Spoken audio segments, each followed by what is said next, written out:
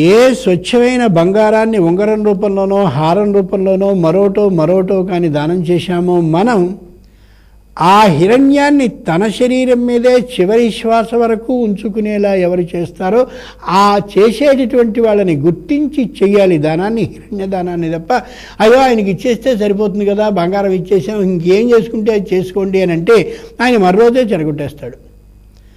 ఏ ప్రయోజనాన్ని ఊహించి నీ తల్లిదండ్రుల అభ్యున్నతికి ఆకాంక్షని చేసి నువ్వు దానం చేశావో ఆ దానం పూర్తిగా ఓడిపోయిన తర్వాత అది దానంగా ఎందుకు అవుతుంది? దానం దాతృవశం లోకంలో ఓ మాట ఉంది. దానం చేయడం అనేది దాత యొక్క వశంలో ఉండేది.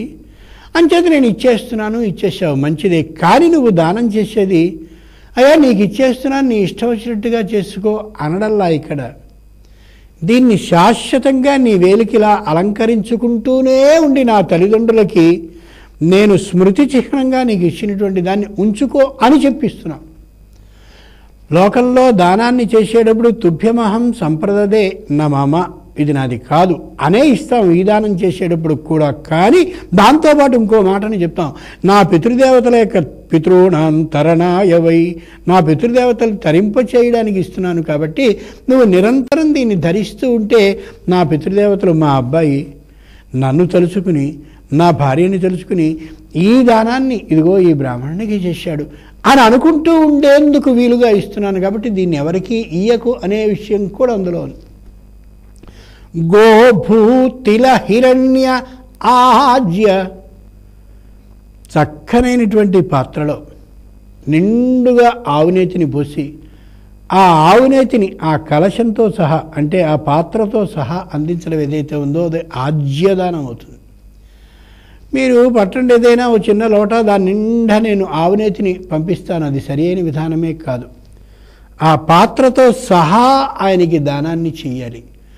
చేసి ఈ నేతిని మీ కుటుంబం ఈ కార్తీక మాసం అంతా వినియోగించుకోండి. కార్తీకం చివరిలో నివిస్తూ కార్తీక మాసంలో అయిపోవాలంటే ఎలా కుదురుతుందంటే దీన్ని మీరే వినియోగించుకోవాలి, మీ ఇంటికి వచ్చే కుటుంబానికి వినియోగించుకోవాలి, మీ ఇంటికి వచ్చే అతిథులకి వినియోగించుకోవాలి అని చెప్పి ఇచ్చి ఆయన దీన్ని అన్యథాకరించకుండా అంటే ఇంకో విధంగా చేసే అవకాశం లేకుండా చెప్పి ఆయన చేత ఆం ఇది అలాగే అని అనిపించుకుని ఇస్తాం. గోభూతిల హిరణ్య ఆజ్య వాసః, వాసః అంటే వస్త్రం. అయ్యా మీకు ఇదిగో చక్కని ధోవతిని పెడుతున్నాం, మీకు ఇది మంచి ఉత్తరీయాన్ని వేస్తున్నాం, మీకు భార్యగా ఉండేటటువంటి ఆవిడికి కూడా ఇదిగో వస్త్రాలని సమర్పిస్తున్నాం అని ఇద్దరికీ వస్త్ర దానాన్ని ఏదైతే చేస్తామో అది వాసోదానం అంటారు. ఆ వస్త్రదానాన్ని చేయగానే వాళ్ళిద్దరూ పసుపు బొట్టు పెట్టి కట్టుకుంటారు. చిత్రం అది. ఓసారి పసుపు బొట్టు పెట్టి వాళ్ళిద్దరూ కట్టుకున్నారు అని అంటే కట్టుకున్న దాన్ని దానం చేసే అవకాశం లేదు కాబట్టి ఇక వాళ్ళు కట్టుకోవాల్సిందే. అందుకోసం పసుపు బొట్టు పెట్టి స్వయంగా కట్టించి అంటే ముందు దానం ఇచ్చి కట్టించిన తర్వాత వాళ్ళ దగ్గర నుంచి అక్షతలు వేయించుకుని పంపిస్తారు. వాసః అంటే మా పేరుని అలా శాశ్వతంగా ఉంచుతూ మీరు ఈ వస్త్రాలు కట్టుకోవాల్సింది, మమ్మల్ని ఆశీర్వదించవలసింది. వాసోధాన్య, ధాన్యదానం. ఏ ధాన్యం బియ్యంగా అవుతూ ఉంటాయో అట్లాంటి ధాన్యాన్ని చక్కటి పంట నాకు పండింది, ఆనందకరంగా నేనున్నాను, ఆ లోకంలో ఉండేటటువంటి దైవానికి నేను సమర్పించవలసి ఉన్నాను, భూమి ద్వారా పంట లభించి ఉంది కాబట్టి మీరు భూసురులు కాబట్టి ఇక్కడ గౌరవంగా పూజింపబడేటటువంటి దైవ ప్రతినిధులు కాబట్టి మీకు ఈ ధాన్యాన్ని ఇస్తున్నాను అని చెప్పి ఒక కుటుంబానికి నెలకు సరిపడా ఎంత ఉంటుందో అంత ధాన్యాన్నైనా కనీసం దానం చేయాలి.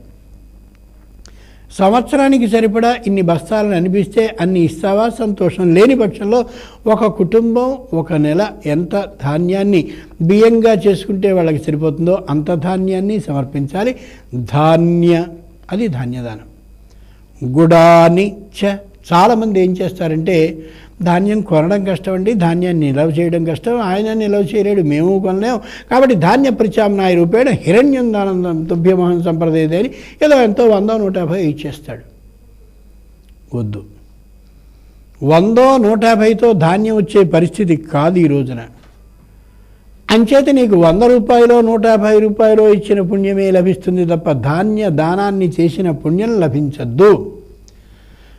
ఆయన నీ దగ్గర స్వయంగా ధాన్యాన్ని తీసుకున్న తర్వాత ఆయన మరవేయించుకుని ఏదో చేసుకుని బియ్యంగా చేసుకుని ఆయన పడతాడు. మనం ఇచ్చినటువంటి ధాన్యాన్ని బియ్యంగా చేసుకుని ఆ బియ్యాన్ని స్వయంగా తన కుటుంబ సభ్యులు ఇతరులైన అతిథులు అభ్యాగతులు వస్తే వాళ్ళకిస్తూ ఎవరైనా వచ్చినట్టయితే భిక్షని కూడా వేస్తే ప్రతినిత్యం ఇంట్లో నివేదనని చేసే అలవాటు ఉన్నటువంటి బ్రాహ్మణుని కానీ ఇచ్చినట్టయితే మన ధాన్యం బియ్యంగా చేయబడి ఆ బియ్యం వండబడినటువంటిది పరమేశ్వరుడికి నివేదన అయితే ఆ నివేదన ద్వారా కలిగే పుణ్యం మనకి లభిస్తుంది కాబట్టి ధాన్యాన్ని ఇస్తున్నాం. అలాంటి నిష్ఠాపరుడైనటువంటి వ్యక్తి ఎవరో గమనించుకుని ఆయనకి ధాన్యాన్ని ఇవ్వండి. ధాన్య గుడాని చ, గుడం అంటే బెల్లం. బెల్లాన్ని దానం చేయడం కూడా చాలా ఉత్తమం. ఆ బెల్లాన్ని ఇంత లెక్కన అనుకుని అలా మామూలుగా వారికి ఇవ్వడం. ఇది కూడా అంతే, అమ్మేసే విధానంగా కాకుండా నిత్యం వారు చేసేటటువంటి ఏ నివేదన అయితే పరమేశ్వరుడికి ఉంటుందో అన్నం అలా బాగా చక్కనైనటువంటి పాత్ర నిండా ఏర్పాటు చేశాక దాని మీద బెల్లం ముక్క పెట్టి పరమేశ్వరుడికి నివేదన చేస్తారు. అదిగో ఆ బెల్లం ముక్క పైన పెట్టినప్పుడు ఈ బెల్లం ముక్క నేను ఇచ్చినటువంటి దాని నుండి వచ్చేదిగా చెయ్యండి స్వామి అని ప్రార్థించి పరమేశ్వరుడికి నిత్య నివేదన పూర్వకంగా ఈ బెల్లం ముక్క వెళ్ళేలా ఏర్పాటు చేయడం కోసం ఆయనకి దానం ఇస్తున్నాం. వాసోత్థాన్య గుడాని చ గృహం. గృహం అంటే ఇంటిని దానం చేయడం. ఓ వ్యక్తి మా పేరు చెప్పుకుని ఆ ఇంట్లో చక్కగా దీపం పెట్టుకుని ఉంటాడు. శాశ్వతంగా రాబోయేటటువంటి జన్మలో కూడా గృహం ఉన్నటువంటి వ్యక్తిగా నేను పుట్టడం కోసం ఇక్కడ నేను దైవ ప్రతినిధికి దానం చేస్తున్నానని ఓ ఇంటిని ఇస్తే ఆ ఇల్లుని ఆయన అమ్మకూడదు, ఆయనే స్వయంగా దాంట్లో ఉంటూ ఈ వ్యక్తికి ఆశీర్వచనాన్ని ఇస్తూ ఆయన నీడలో నేను ఉంటున్నాను అని అనుకోవాలి. ఇప్పటికీ లోకంలో ఓ మాట ఉంది, ఆయన ఇచ్చాడు ఇంట్లో ఆ నీడను నేనున్నాను అని. ఆయన నీడలో నేనున్నానంటారే, నీడలో అంటే ఇది అర్థం. అక్కడ గృహం రజతం. రజతం అంటే వెండిని దానం చేయడం. వెండి వస్తువుని దేన్నైనా మనం కానీ దానం చేసినట్టయితే స్వామికి గంట కానీ హారతిని కానీ అలాగే ఇటు అటు ఉండే కుందిలని కానీ వెండి విగ్రహాన్ని కానీ వెండికి సంబంధించిన పూజా వస్తువుల్లో దేన్ని కానీ ఇచ్చినట్టయితే అవి అమ్మడానికి ఎవ్వడికి మనసు ఎంతటి వాడికి కూడా ఒప్పదు. కాబట్టి అటువంటి వాటిని దానం చేస్తే నిత్య దైవ ఆరాధన కాలంలో మనం అలా స్పష్టంగా ఆయన గుర్తొస్తాం. మన గోత్రం ఎలా చెప్తాం కాబట్టి గోత్రంతో నిత్య పూజని ఆయన చేస్తాడు. అట్లాంటి పూజాపరులైన వాళ్ళకే దానం చేయాలి తప్ప ఎవరో అయినటువంటి వాడికి దానాన్ని చేయొద్దు. ఇప్పుడు ఇలా అయింది కదా, ఇక్కడ చిన్న పాఠాంతరం ఉంది. రౌప్యం లవణమిత్యాహు. లవణం అంటే ఉప్పుని దానం చేసే విధానం కూడా ఒకటి ఉంది. ఇవి దశదానాని కీర్తిత, 10 దానాలు ఇవి. ఈ 10 దానాల్లో ఏ దానాన్నైనా సరే మనం చేయొచ్చు యథాశక్తి, మన శక్తికి అనుగుణంగా. ఈ దానం చేస్తే కార్తీక మాసంలో అబో పుణ్యం వచ్చేస్తుంది, ఆయన ఎవరో చెప్పారు కాబట్టి నేను చేస్తానని చెప్పి ఎక్కడో అప్పు తెచ్చో, లేకపోయినట్టయితే తప్పక మీకు తీరుస్తానని చెప్పి ఆయనకి ఎగ్గొట్టేసి ఇచ్చేసో, ఇక ఈయన చుట్టూ తిరుగుతూ ఉంటే అదిగో ఆ పాపం అక్కడి నుంచి మనకి కూడా వస్తుంది. పాపం ద్వారా ఇయ్యబడిన సొమ్ము ఏదైతే ఉందో వస్తువు, ఆ కారణంగా అవతలి వ్యక్తి క్షోభించే క్షోభ ఈ దానం ఇచ్చినటువంటి వాడి ద్వారా కలిగేటటువంటి ఆ క్షోభ మనకు కూడా వస్తుంది. కాబట్టి అలా కాకుండా సొంతమైనటువంటి వస్తువుని మనకి యథాశక్తి దానం చేసేటటువంటి స్థితిని చూసుకోవాలి. అంటే ఒకసారి ఆలోచించండి, శక్తికి మించి మనం దానం చేయడం నేరం. శక్తిం అనతిక్రమ్య యథాశక్తి. మన శక్తి ఎంత? ఓ వ్యక్తికి భూమిని, ఓ వ్యక్తికి గృహాన్ని, ఓ వ్యక్తికి బంగారాన్ని, ఓ వ్యక్తికి వెండిని ఇయ్యగలిగిన స్తోమత లేదా? ఏది ఇయ్యగలిగిన స్తోమతలో మనం ఉన్నామో గమనించుకుని దానివల్ల మన పిల్లలకి, మన భర్తకి, లేదా మన పిల్లలకి, మన భార్యకి అన్యాయం జరగదో అట్లా ఆలోచించుకుని దానం చేయాలి. యథాశక్తి సమన్విత, శక్తికి అనుగుణంగా ఉండేలా చేయాలి దానం. అలా కాకుండా దానాన్ని చేసేసి అయ్యో ఆయనకి దానం వేయడం చేత మేము ఎంత నష్టపోయాం, ఆ అప్పు ఇప్పటికీ తీర్చలేకపోతున్నాం అని అనుకుంటే దానం ఇయ్యడం ఒక తప్పు శక్తి లేనప్పుడు, రెండవది అస్తమానం ఆ దానాన్ని గుర్తు చేసుకుంటూ బాధపడుతూ ఉండడం ఇంకొక తప్పు. ఎప్పుడూ అలా చేయొద్దు. చేయగలిగిన శక్తి పరిమితికి లోబడి మనం దానం చేయడం ఉత్తమం.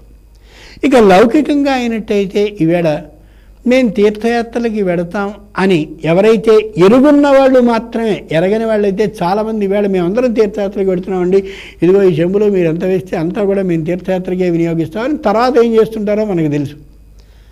అలా కాకుండా నిజమైనటువంటి వాళ్ళు, యథార్థమైన విశ్వసించదగినటువంటి వ్యక్తులు తీర్థయాత్రకంటూ కానీ బయలుదేరినట్లయితే అక్కడికి స్వయంగా వాళ్ళ దగ్గరికి వెళ్ళి ఆ సొమ్ముని ఇచ్చి వాళ్ళకి వెళ్ళేందుకు వచ్చేందుకు తగినటువంటి ఆ ప్రయాణానికి సంబంధించినటువంటి ఆ టికెట్ని మనమే ఏర్పాటు చేసి వాళ్ళకి ఇస్తే దాన్ని ఇంకో రకంగా చేయలేరు. కాబట్టి నిశ్చయంగా తీర్థయాత్ర దర్శన ఫలితం మనకి లభిస్తుంది. కాలం మార్పు జరిగింది కాబట్టి ఎంత నమ్మకం ఉన్న వ్యక్తినైనా సరే నమ్మనటువంటి వ్యక్తిగానే, నమ్మకూడని వ్యక్తిగానే భావిస్తూ ఇంత జాగ్రత్తగా దానం చేస్తే తత్ దాన పుణ్య ఫలితం మనకి లభిస్తుంది.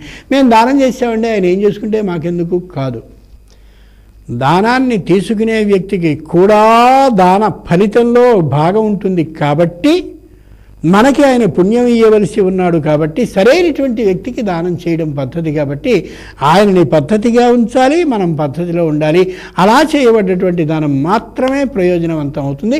అటువంటి దానాన్ని ఇదిగో ఈ బహుళ చతుర్దశి నాడు చేయాలని కార్తీక పురాణం తెలియజేస్తుంది. స్వస్తి.